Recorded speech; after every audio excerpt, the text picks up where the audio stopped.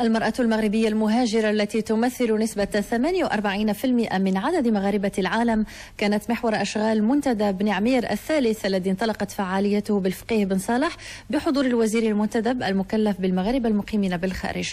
المزيد مع مهني بزاز، علي المرابط وعمر جليتي. بعد تداول موضوع ثقافة الهجرة والحق في الهجرة في الدورتين السابقتين، التفت منتدى بن عمير إلى المرأة المهاجرة باعتبارها نواة أساسية في تركيبة قضية الهجرة.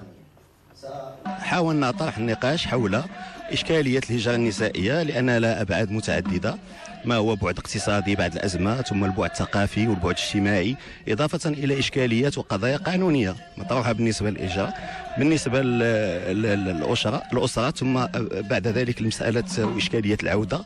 يعني كلها قضايا مرتبطة بمشاكل للمرأة. ورشات المنتدى توزعت إلى 3 محاور: محددات الهجرة النسائية والتنمية، والإشكاليات القانونية والاجتماعية للهجرة النسائية الشرعية وغير الشرعية. المرأة خذت واحد النسبة تصاعدية في الهجرة المغربية، بحيث انتقلنا في تقريبا 20 سنة من 10% ديال المهاجرين نساء إلى تقريبا 50%.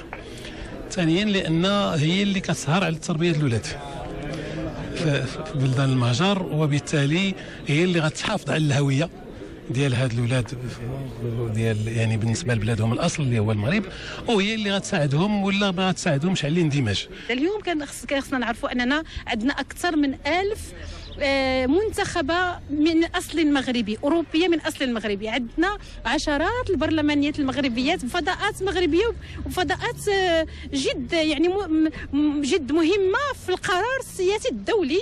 كيف يمكن استثمارها أولا على مستوى الشراكات، على مستوى الاتفاقات، وهذا خصو رؤية. الدورة الثالثة للمنتدى الدولي للهجرة خصت بالتكريم شخصيتين دوليتين مختصتين في قضايا الهجرة والدفاع عن المهاجرين المغاربة.